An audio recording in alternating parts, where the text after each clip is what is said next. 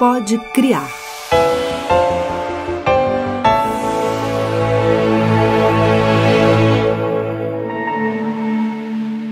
A notícia que ninguém quer receber. O chamado que nenhuma mãe deveria ouvir. Corre, que acertaram seu filho. A polícia atirou no seu filho. Da dor de receber essas palavras, não ouso dizer absolutamente nada. Só elas são capazes de entender. Apenas elas. As mães. Esse é um espaço que nasceu por elas, que enfrentam a realidade que se impõe ao que deveria ser a ordem natural da vida. O normal é que os filhos enterrem seus pais.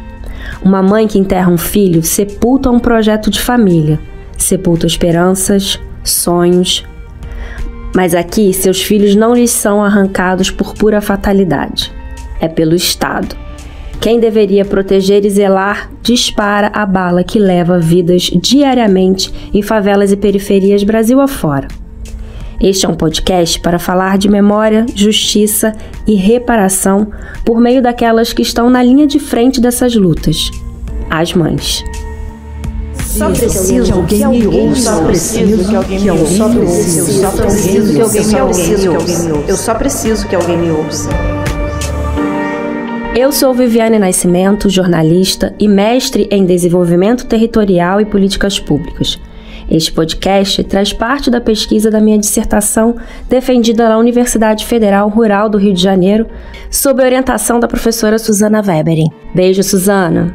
Ao ingressar no programa de mestrado, depois de anos de afastamento do meio acadêmico, resolvi aprofundar temas com os quais já trabalhava no Criar Brasil, ONG de comunicação cidadã que produz este podcast e da qual tenho orgulho de fazer parte. Assuntos como acesso a direitos, gênero, raça, segurança pública, pertencimento, trabalho coletivo, empregabilidade, movimentos sociais, territórios e atuação do Estado perpassam nossos projetos. E todos esses temas se entrelaçam na luta das mães de vítimas de violência do Estado. Os nossos mortos têm voz! Os nossos filhos têm voz! Os nossos filhos têm voz! Os nossos filhos têm voz! Os nossos filhos têm mãe! Os nossos filhos têm mãe! Salve todas as vítimas do Estado brasileiro! Mas por que transformar a pesquisa em podcast? São dois motivos principais. O primeiro tem a ver com o compromisso do Criar Brasil com a divulgação científica. Se informação e ciências mudam vidas, precisamos fazer com que elas circulem. O segundo motivo foi a Edna. Queria muito ter visibilidade dos repórteres, porque com vocês a gente tem voz, né? Independente da sua emissora ser pequena, ser uma Globo, ser uma Record. O que eu preciso é dar voz, porque até agora só tem uma, não teve processo, não tem uma investigação, não teve perícia, não veio uma perícia para ver onde foi, como foi ocorrido, como aconteceu. Só tem um inquérito numa delegacia e até agora não teve nada, não tive resposta há 2 anos e eu não tenho resposta de nada. Não sei como meu número de telefone chegou até Edna. Ela entrou em contato comigo numa manhã de domingo enquanto eu estava atrapalhada fazendo o almoço. Ao pegar o celular, encontro uma série de áudios. Edna Alves da Silva, empregada doméstica desempregada, moradora de Costa Barros, zona norte do Rio, dizia que tinha perdido o filho Fabrício há 2 anos e queria participar de alguma reportagem para falar sobre a falta de evolução do caso de seu filho. A essa altura, minha pesquisa de mestrado já estava concluída. Seguia na rotina de produção de matérias para a Rede TVT, TV dos Trabalhadores, emissora parceira do Criar Brasil, para a qual produzimos reportagens diárias há alguns anos. Mas não havia nenhuma pauta em produção naquele momento em que a história de Edna se encaixasse. Retornei o contato, expliquei a situação e a sua resposta revelou como nós, a mídia, costumamos tratar esses casos e me inquietou pelos próximos meses. Não importa. Eu só preciso que alguém me ouça. Depois de 2 anos, eu procurei entrar nesse assunto, porque eu vi que estava muito parado. Eu vejo muitas mães que perderam o filho na mesma situação que eu perdi o Fabrício, e está sempre na televisão, sempre dando voz, e foi isso que eu procurei saber. Quando ele morreu, eu tive diversos repórteres, Record, Globo, muitos, né? E hoje em dia não tem nada. A única pessoa que eu consegui que me desse voz foi você. A reportagem com Edna saiu na TVT. Aproveitei a divulgação de uma nova iniciativa da Defensoria Pública Estadual, o Projeto Mirante, sobre o qual falaremos nos próximos episódios. E relacionei com o processo ou a falta dele sobre o filho de Edna. Mas a sensação de dever cumprido não veio. Eu preciso que alguém me ouça. Ainda ecoava nos meus ouvidos e me fazia questionar a função social do jornalismo e se estávamos, de fato, cumprindo essa função. Não vou chatear a audiência com as lamúrias sobre as dificuldades de se fazer jornalismo independente e da saga de conseguir financiamento para exercê-lo. Isso daria um podcast à parte. Foi nesse ponto que minha angústia pessoal e a angústia institucional do Criar Brasil encontraram apoio na Fundação Heinrich Böll, nossa parceira nesse projeto. Importante dizer que parte do financiamento que conseguimos para essa produção foi encaminhada às mães que participaram dos episódios. De vários movimentos sociais, porque unidos somos fortes. O povo unido é povo forte. Não foge à luta, não foge à morte. Pronto. Feito todo esse preâmbulo e dadas as explicações de como chegamos aqui, foquemos no que importa. Nas mulheres que abdicaram de quase tudo para lutar por justiça. Nossa escolha por aqui foi a de que cada episódio seja protagonizado por uma mãe que represente alguma nuance específica dessa luta. Para ajudar a aprofundar esses contextos, contaremos com a participação de alguma outra profissional que acompanhe ou contribua com as redes de mães. Sim, as vozes por aqui serão femininas. Se Edna inspirou o nosso podcast, a partir daqui falaremos de Dalva e da persistência da luta por justiça. Meu nome é Maria Dalva, da Costa Corrêa da Silva. Moro aqui na favela do Borel. Eu faço parte do movimento Posso Me Identificar, aqui no Borel, que foi em 2003, quando meu filho, Tiago da Costa Corrêa da Silva, foi assassinado aqui na chacina do Borel. Conheci Dalva pessoalmente a cobrir o protesto que ela e outras mães faziam na porta do Tribunal de Justiça do Rio antes do julgamento dos assassinos de seu filho Tiago. Seu rosto já me era familiar de protestos anteriores, nos quais ela era apoio de outras mães em situação semelhante ou em atos sobre outros temas em que as mães, ao longo do tempo, foram participando e ganhando destaque. Dalva abre essa série porque, dentre as que seguem na militância ativa, é quem tem a história mais antiga. Já faz mais de 20 anos que seu filho Tiago lhe foi tirado pelas balas do Estado. Sua história de luta começou logo após o assassinato de Tiago com o movimento Posso Me Identificar? Os policiais que fizeram a chacina disseram que eram traficantes armados, então eles tiveram pessoas armadas que estavam atacando a polícia. Então, a gente fez o Posso Me Identificar, porque normalmente as pessoas, quando são executadas na favela, elas não têm nome, né? Suposto traficante, suposto, e aí a gente escolheu o Posso Me Identificar, e até porque eles não puderam se identificar, né? Dizer, eu sou trabalhador, e mesmo que se identificasse não ia adiantar, porque eles estavam aqui aquele dia, eles estavam aqui para matar mesmo.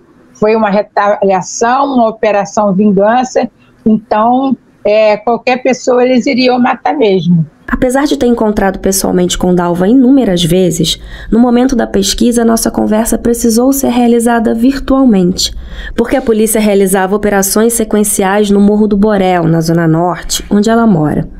Não era seguro que ela saísse de casa, nem que eu visitasse a comunidade. Mesmo virtualmente, a entrevista precisou ser adiada algumas vezes. As operações causavam interrupção no fornecimento de energia elétrica. Eu faço parte da construção da rede e trabalho aqui no Borel também. Faço um trabalho assim, nem é liderança, né? De apoio, né? Às famílias, à comunidade, aquele apoio que os defensores de direitos. A história da luta contra opressões de Estado na América Latina tem rosto de mulher.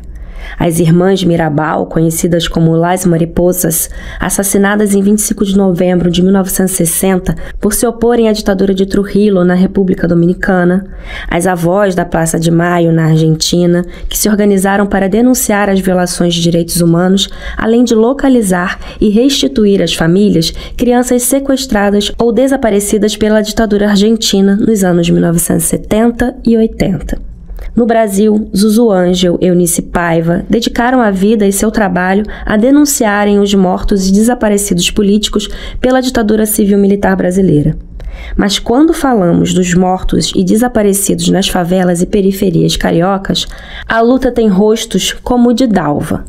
Em sua grande maioria, quem se engaja na militância são mulheres negras, com pouca escolaridade, muitas mães solo, com empregos informais.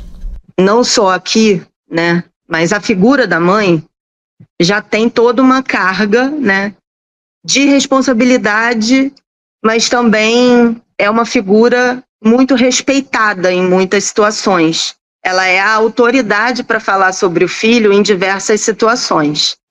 Nos casos dos movimentos de mães e familiares de vítimas da violência do Estado, acontece um processo que é ao mesmo tempo muito perverso por conta da violência que está embutida nessa tomada de voz.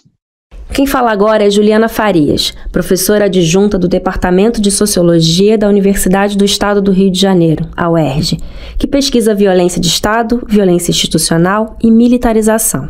Mas muitas delas não tinham atuação na militância antes de perder o filho. E aí, a partir da perda, elas passam a circular no espaço público, a fazer denúncias públicas, né, a se colocar publicamente para debater um assunto que é um dos assuntos mais difíceis de se debater aqui no Brasil. Falo a partir do Rio de Janeiro, mas eu entendo que no Brasil todo, que é a violência de Estado, que são as políticas de segurança pública que são pautadas por essa lógica bélica, que precisa enxergar um inimigo. E aí esse inimigo, ele historicamente, como a gente passou pela escravidão e o racismo é arraigado na história do país, esse racismo vai pautar a lógica bélica que determina quem deve ficar vivo, quem deve morrer. Juliana acompanha há algum tempo o movimento de mães e familiares de vítimas de violência do Estado e alerta que não é possível tratá-las como meros objetos de estudo. A força delas impede. Elas ocupam um lugar que vai fazer justamente a linha de frente dessa denúncia, enquanto são os homens jovens negros os que mais morrem. Então tem uma diferença de gênero aí que é importante, porque esse lugar é um lugar de mãe, mas também é um lugar da mulher racializada e territorializada que essas mães são. São majoritariamente mães negras moradoras de favelas e periferias. É um movimento tão de dentro que vem, tão verdadeiro, que vem de uma dor tão forte, de uma perda irreparável, uma luta que vem com essa carga separada, né? Muitas delas falam, eu já perdi tudo que eu tinha, então eu não tenho medo de nada. Então eu acho que isso produz essa figura da legitimidade da mãe de vítima. Essa foi a primeira vez que conversei com Juliana diretamente, mas meus diálogos com ela começaram sem que ela soubesse, a partir dos seus artigos, da sua produção acadêmica. Ela é alguém que foi referência desde o início na construção desse projeto. Um dos pontos que eu quero discutir também é da questão do direito ao luto, né? Quem é o sujeito social que acaba tendo direito a ter uma morte lamentada publicamente. Durante muito tempo ele é o taxado de mãe de bandido, então se você é mãe de bandido, se você pariu um bandido, você não tem direito a lamentar essa morte. E eu acho que das mães de Jacari até agora, pelo menos, um pouco dessa visão foi modificada, né? Eu entendo que teve uma virada muito grande a partir da própria cobertura midiática, que teve um momento que eu até separei assim na minha tese, né, que é o pré-2013, inclusive pré-instalação das UPPs, ou seja, pré-2008, que eu acompanhava uma movimentação que era muito atrelada à mídia hegemônica. Então, era tentando cavar um espaço para aparecer num jornal grande, né? Então, assim, conseguir aparecer num programa de televisão era também uma meta. Eu acho que também tem a ver com a sua área diretamente, né? Porque a fotografia, os cursos, né, de cinema, de vídeo nas favelas, no início dos anos 2000 e começa a ter um aumento também, isso foi um facilitador importante para essa posição começar a ser respeitada. Antes de seguirmos, é preciso contextualizar algo crucial nessa trajetória e que teve desdobramentos recentes. Na semana em que marcamos de gravar a locução deste episódio, foi divulgada a sentença da Corte Interamericana de Direitos Humanos para o caso Leite de Souza e outros versus Brasil. Mais de 34 anos depois, o Estado brasileiro responde pelo crime que ficou conhecido como a Chacina de Acari, que gerou o primeiro movimento organizado de mães no país e que alcançou repercussão internacional, criando as bases das redes que seguem atuantes. Os 11 jovens sequestrados viviam aqui na favela de Acari, no subúrbio do Rio. 7 das mães de Acari ainda estão aqui e todas têm muito medo, mas não desistem da luta. Eu acho que isso é um dever nosso, nós somos mães e precisamos procurar nossos filhos. A nossa meta é encontrar os corpos dos nossos filhos. O Dicionário de Favelas Marielle Franco descreve a Chacina de Acari.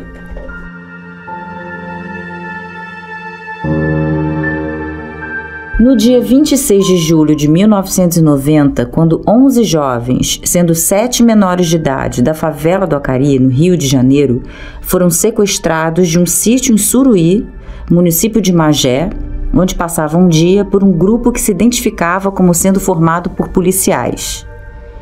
Mesmo após pedir joias e dinheiro em troca da liberação dos jovens aos familiares, nenhum deles retornou às suas famílias e seus corpos nunca foram encontrados. Formada pelas mães das vítimas, a organização Mães de Acari foi pioneira na luta contra a violência da polícia no país. A Anistia Internacional relatou em 1994 que os sequestradores haviam sido identificados pelo setor de inteligência da Polícia Militar como sendo policiais militares. Em 2010, o caso prescreveu e nenhum acusado foi responsabilizado pela chacina. O artigo descreve também o assassinato da líder do grupo das Mães de Acari. A mãe de uma das vítimas da chacina de Acari, Edmeia da Silva, foi assassinada em 20 de julho de 1993, na saída de um presídio, quando estava na companhia de sua cunhada, Sheila da Conceição, também assassinada.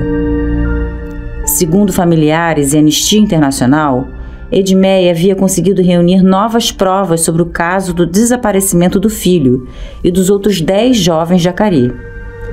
Segundo uma denúncia apresentada na Justiça em 2014, o crime teria sido ordenado pelo coronel reformado da PM e ex-deputado estadual Emir Campos Laranjeira, que seria líder de um grupo de extermínio formado por policiais militares conhecido como Cavalos Corredores.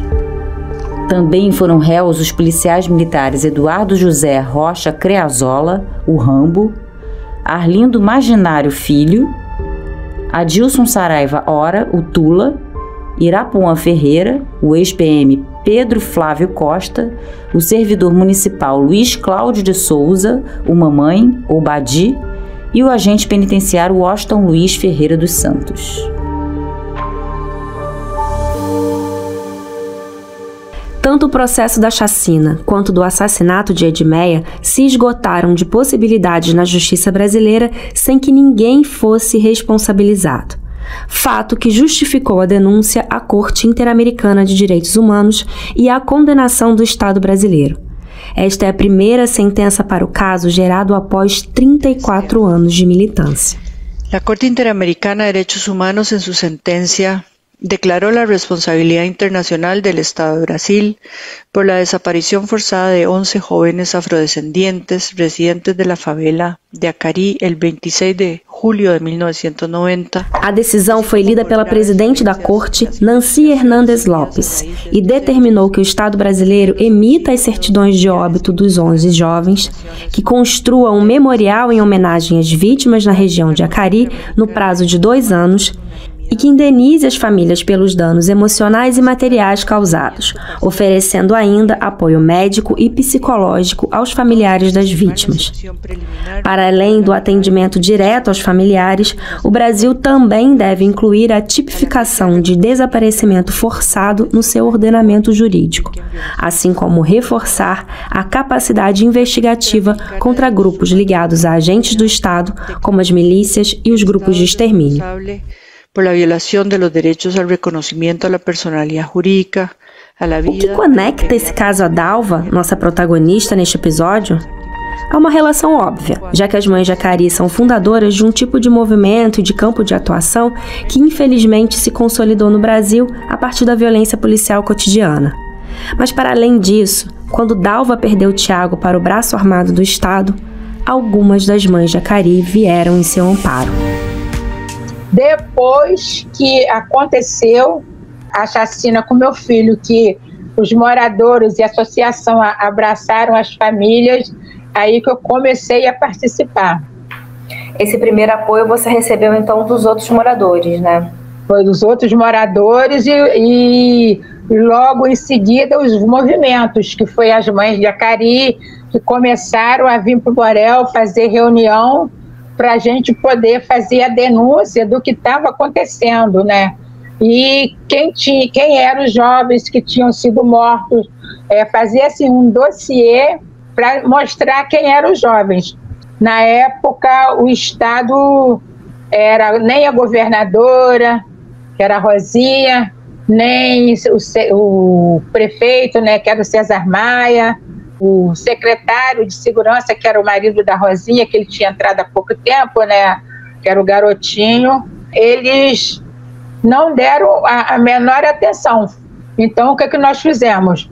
O Lula já estava há 1 ano no poder, né, e aí nós, junto com a Comissão de Direitos Humanos da Alerj, que na época o Molon estava na comissão, aí nós fizemos uma caminhada silenciosa daqui do Borel até a Praça Sans Pena e tiramos um dossiê e o Molon levou para Brasília, aí que o Lula pediu os representantes dele vir aqui no Borel. Aí veio o secretário de Direitos Humanos, que na época era o Nilmário Miranda, o Luiz Eduardo Soares, que era secretário nacional de Direitos Humanos, vieram os representantes. Aí no dia que o pessoal de Brasília subiu o Borel, aí o Estado do Rio, os representantes, aí veio ouvidoria da polícia, veio os representantes da governadora, veio o delegado, que nunca tinha dado a menor atenção para a gente. Hoje, as pessoas já fazem denúncia, porque antes a pessoa tinha maior medo da polícia, até porque já tinha, né, como a gente já vem, por exemplo, chacina de Vigário Geral, as mães de Acari, porque foi as mães que já participaram com a gente na rede também. Ainda tem alguma mãe de Acari atuante? Olha só, tem familiar, porque as últimas mães, né, tinha a Vera e a Marilene, né? A Vera Flores, né, que morreu, porque as que atuavam mesmo não, os familiares, porque normalmente quem vai mesmo para a linha de frente são as mães, né?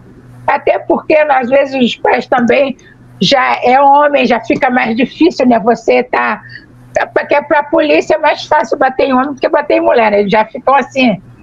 Então, a maioria quem está na linha de frente são as mães mesmo. Mas a gente tem familiares que ainda participam dos movimentos. Na bandeira da rede tem foto dos jovens de Acari, dos desaparecidos. Mas então, elas mesmo já morreram todas? Morreram sem encontrar, sem poder sepultar, né? Os corpos, porque o desaparecimento forçado, né? Que você não acha nem corpo nem nada, né? Porque a polícia pega e você não acha nada. Como mostra o relato, o encontro de Dalva com as mães de Acari lhe forneceu ferramentas para a luta. É importante também explicar o que na prática significa lutar na rotina dessas mulheres. Estamos falando de reunir provas, e provas mesmo, desde coletar balas e projéteis, até identificar testemunhas, encontrar fotos, gravações e documentos, a perícia que a polícia não faz. Pressionar os órgãos públicos, buscar visibilidade para as mortes e, para isso, lidarem com a mídia, comparecerem a julgamentos e audiências umas das outras, organizarem e participarem de protestos, estar presente, ocupar os mais variados espaços. Mesmo sem diploma formal, elas acabam por se tornar as maiores especialistas em investigação e processo criminal. Todas essas mulheres que integram os coletivos de mães e familiares, elas vão acumulando um saber, uma vai passando para a outra. Foi muito triste quando Vera faleceu, foi muito triste quando Marilene, também das mães de Acari, faleceu, mas elas deixam um legado. Elas são muito generosas com os processos umas das outras. Às vezes tem situação de disputa por visibilidade, mas mesmo quando acontece isso, elas não deixam de ensinar o que já aprenderam antes. Então, eu entendo que nesse acúmulo, elas também identificaram, e aí é um processo também de amadurecimento político, de entender que a responsabilização do Estado como um todo é o foco dessa luta e não as responsabilizações individuais de cada agente que participou do crime. É claro que elas buscam também essa parte da justiça, mas não é o foco principal. O foco é conseguir que o Estado se responsabilize por essas mortes. E aí, eu acho que elas vão acumulando um saber que produz essa relação de pressão em relação a órgãos específicos, a instituições específicas, porque aí elas passam a dominar, elas sabem muito mais direito penal, direito, do que muitas pessoas formadas em direito, e elas sabem exatamente qual é o papel de cada instituição nessa luta por justiça, quem atrapalha mais, onde a coisa emperra. Então, eu acho que esse acúmulo é o que faz com que essa luta chegue no momento que está agora. Eu diria que hoje, essas mães e familiares de vítimas são as pessoas que mais dominam o debate sobre segurança pública no Brasil. Juliana conta como o entrelaçamento de seu caminho com o de Dalva deu um novo rumo para sua carreira acadêmica. Então, eu não queria trabalhar com violência, mas eu estava participando de um projeto de extensão aqui na UERJ, que era sobre cidadania e imagem, e tinha muitas agendas em favelas, e eu estava querendo trabalhar justamente mídia comunitária, esse caminho eu me interessava muito. E aí comecei a participar de algumas reuniões, e aí aconteceu a chacina do Borel. Então, a professora que me orientava, que é a Márcia Leite, ela perguntou se as pesquisadoras que estavam trabalhando, enfim, né, as bolsistas, queriam ir num ato com ela. Então, eu comecei a acompanhar e no primeiro ato que eu fui, eu entendi que eu ia para esse lado, né, do debate.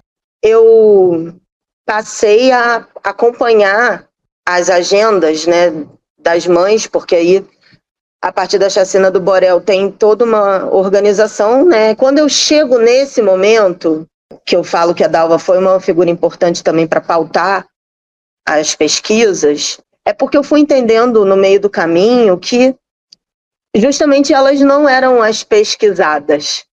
Elas são mulheres que têm muita sabedoria, têm um conhecimento acumulado muito grande.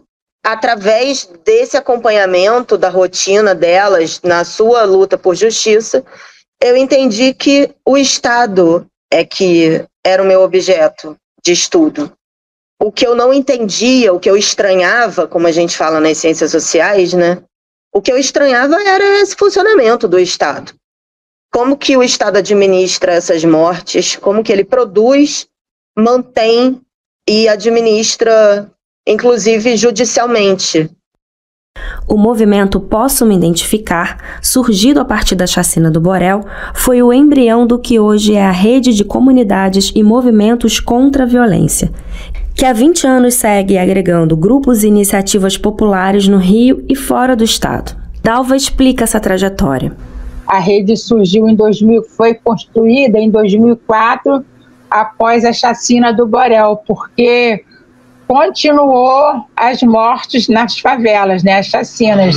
E aí a rede, os movimentos populares que ajudaram os familiares aqui do Borel, nós fizemos a rede de comunidades que já participavam, né, as mães de Acari, os familiares da Candelária, no qual a Patrícia tinha a rede de movimento popular, e aí formou a rede de comunidades e movimentos contra a violência, já desde 2004, né, que a rede vem atuando aí nas comunidades. Membra fundadora da rede, Dalva nasceu em Minas Gerais, se mudou para o Rio aos 16 anos, quando perdeu sua mãe, e só chegou ao Borel, comunidade que se tornou quase seu sobrenome, quando seu filho Tiago já tinha 1 ano, há cerca de 40 anos, para ficar mais próximo à fábrica de cigarro onde ela e o marido trabalhavam. Eu sou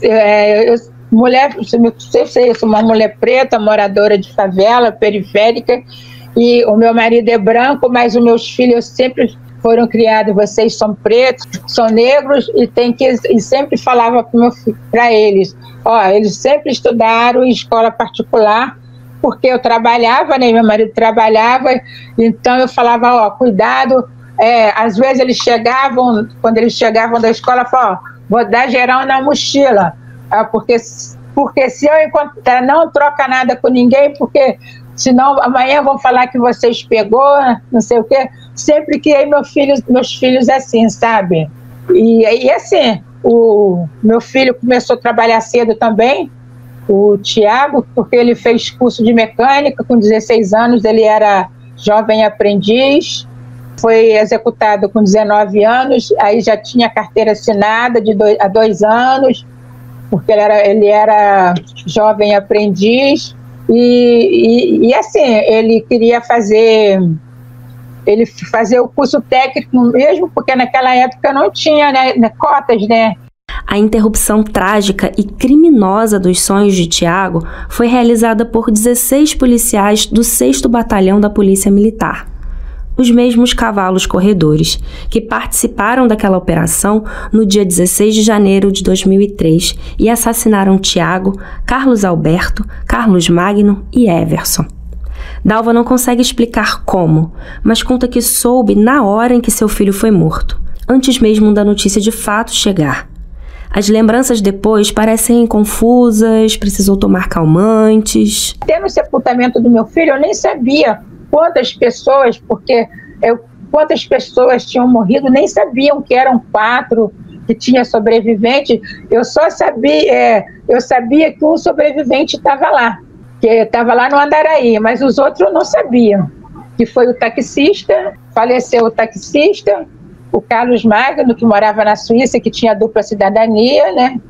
O Carlos Alberto, que era o pintor, que trabalhava para a Escola de São Bonito da Tijuca, e o taxista era o Everton, que deixou 2 filhos também, um de 7 e um de 4. E aí foi que eu soube, mas aí foi né, foi uma semana, assim, durante uma semana, né? Era choro, não sei o quê, até que a associação veio falar, deixou a gente, né, viver aquele luto, aquela coisa assim de uma semana, e aí vieram para a gente conversar e para falar, né, que a gente tinha que fazer, porque o Estado não ia fazer nada mesmo. Foi quando a gente começou, né? Uma semana para absorver a notícia e uma vida inteira para ressignificar o luto e tentar encontrar justiça. No começo, as reuniões na Associação de Moradores eram monitoradas pelos mesmos policiais que assassinaram os jovens. Os participantes eram agredidos fisicamente. Dalva recebia ameaças de morte e xingamentos, mas conseguiram fazer um dossiê com os 16 nomes dos policiais, inclusive indicando os 5 que de fato atiraram nos jovens. Fizeram com que esse documento chegasse ao governador Antônio Garotinho, que a essa altura, pressionado pelo governo federal, afastou os policiais. Eles foram reconhecidos pelas famílias em depoimento e indiciados pelo Ministério Público. A saga de Dalva estava apenas começando. No dia 12 de dezembro de 2003, o Ministério Público fez a denúncia e pediu a prisão deles. E eles ficaram presos. Sendo que, no final de 2004, um deles não conseguiu o recurso. E aí ele foi julgado, só que não tinha confronto balístico da arma dele nos corpos. Aí ele falou que ele não atirou, que ele só estava tentando socorrer, e ele foi absolvido. E o tenente também, que era o oficial que comandou a operação, também, como não tinha confronto balístico, não tinha confronto da arma dele, ele também pediu para ser julgado, porque ele falou que ele não atirou, que ele também veio para socorrer, e foi absolvido. Olha, nós tivemos 8 julgamentos nesse decorrer, porque o primeiro foi o Lavandeira e o outro cabo, que também não tinha confronto balístico. Foram os 2 primeiros a serem julgados. Aí, em 2009, no outro julgamento, o Ramalho, que tinha confronto balístico da arma dele em 3 corpos, foi julgado. Primeiramente, ele foi condenado a 52 anos. Ninguém fica preso 52 anos, né? Aí recorreu, teve outro julgamento, foi para 42. Aí passou, e teve outro julgamento, foi para 30. Ele ficou 6 anos preso e foi solto. Foi absolvido, e ele tinha perdido a função, recorreu, conseguiu a função dele e está lá no 9º Batalhão. Então ele continua na força ainda. Os outros 11 que não chegaram a ser acusados foram afastados ali no momento e depois voltaram normalmente. O Avelino, porque era fraude processual, que cada as armas, as drogas e o local, nessas coisas todas, fraude processual. Sendo que a primeira coisa que o promotor público fez foi pedir a absolvição do Avelino, porque já tinha 15 anos, aí, então foi arquivado. E eles alegaram, né, que sofreram injusta agressão. Uma das testemunhas falou que foi tiroteio, não sei o quê.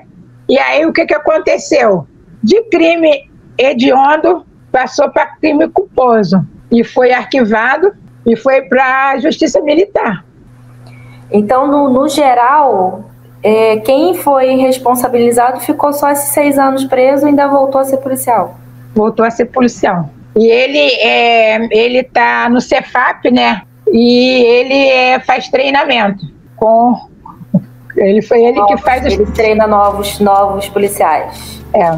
Em novembro de 2018, como repórter da TVT, encontrei Dalva e outros familiares de vítimas na porta do Tribunal de Justiça do Rio. 15 anos desde a chacina já haviam se passado e 3 dos policiais iriam a julgamento. Hoje serão julgados 3 dos 5 policiais que ainda respondem pelos assassinatos. São eles o cabo Marcos Duarte Ramalho. Na ocasião, Dalva falou sobre suas expectativas. A gente não quer vingança, a nossa luta é por justiça, que os culpados sejam punidos pelos atos que eles cometeram, porque o maior bem que a gente tem é a vida.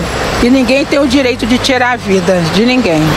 Na nossa conversa mais recente para a pesquisa, já sabendo que a responsabilização dos policiais esperada naquele e nos outros julgamentos não veio, perguntei a Dalva quais ela considerava que eram as vitórias da rede e da atuação coletiva nesses anos todos. Uma das vitórias da gente, nós conseguimos lá na ALERJ a lei da Semana Estadual dos Familiares Vítimas da Violência de Estado, do dia 17 até dia 22 de maio. Essa lei, esse núcleo da Defensoria de Direitos Humanos, a gente tinha a rede de comunidades, aí fundamos a Rede Nacional, que essa rede, a Rede Nacional, faz encontros no mês de maio. E esses encontros são com as vítimas de outros estados. E aí a gente passa para as outras famílias, uma troca de informação. São essas trocas. E assim, A rede participa o Júlio Negro também, além da frente, né, pelo desencarceramento, a gente participa o Júlio Negro, ele é organizado por movimento de familiares, de movimentos de favelas e movimentos internacionais também, que o encontro da gente, o Black Lives Matter vieram aqui, então eu acho que isso é vitória. E assim, fazer com que os policiais sejam denunciados. A rede começou a promover os atos Acorda MP, um escracho na porta do Ministério Público para cobrar o órgão a cumprir sua função constitucional de controle externo da polícia.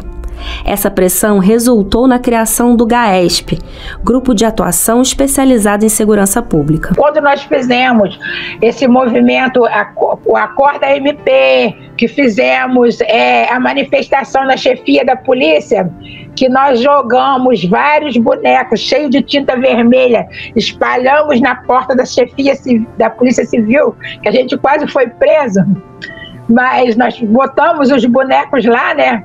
Fizemos esse lá, Acorda MP, jogamos tinta vermelha na porta do MP e espalhamos uma faixa. Foi uma coisa assim, uma faixa de 5 metros lá. Aí foi fundado o GAESP, porque eles recebiam os familiares. Foi quando esses 40 casos de inquérito viraram processo. Foi o caso desse do Borel. E eles recebiam, tinha reunião mensal. Aí os casos, a gente sabia o que estava acontecendo, quem tinha sido denunciado. E, infelizmente, né, entrou esse demônio aí na presidência, essas coisas todas. Aí começou essa troca, que esse Cláudio de Castro entrou no lugar do outro também, mirar na cabecinha, né? E aí acabou, né? Acabou com tudo. Outras vitórias recentes importantes do movimento foram a Lei 9.180 de 2021, conhecida como Lei Agatha Félix, que dá prioridade nas investigações de crimes violentos contra crianças e adolescentes no estado do Rio, e a arguição de descumprimento de preceito fundamental 635, popularizada como a DPF das favelas, que ainda está em discussão no Supremo Tribunal Federal, mas estabeleceu, desde a pandemia de Covid-19, regras para a realização de operações policiais nas favelas do Rio. A ADPF foi resultado da articulação de dezenas de movimentos sociais, incluindo das mães e familiares de vítimas do Estado, com órgãos públicos e partidos políticos. Dalva explica a importância de ocupar com pautas populares os locais de decisão. A gente tem que ocupar, já que nós não somos recebido, a gente tem que ir atrás, né? O que a gente não quer é que continue essas violações de dos direitos, essas violações, esse genocídio do Estado, porque a gente que diz que é genocídio, né? E então a gente continua na luta para ver se a gente consegue com que para diminuir, né? A gente faz denúncia, a rede faz a denúncia para quando os casos são arquivados, a rede faz denúncia na OEA, faz denúncia na ONU. Então, tanto é que a CID, né, a comissão vem no Brasil para conversar com os familiares, as denúncias que a rede está sempre fazendo também. Tem muitos casos da rede que tá lá na comissão, na OEA. Para mim, a justiça seria assim, a gente ter o direito de ir e vir, não ter a nossa porta arrombada, roubam as nossas coisas, roubam os nossos bens, roubam dinheiro, roubam mochila, roubam comida. Então, são os direitos. O direito de ir e vir, o direito à saúde, o direito a descer e levar os nossos filhos para a creche. Se tem um incêndio, a gente chamar o bombeiro e não subir o caveirão dando tiro, porque o que acontece é isso. E a gente tem o direito de andar com um guarda-chuva se estiver chovendo, porque hoje eles confundem guarda-chuva com arma, confundem furadeira com arma. Isso só acontece na favela, isso não acontece no asfalto.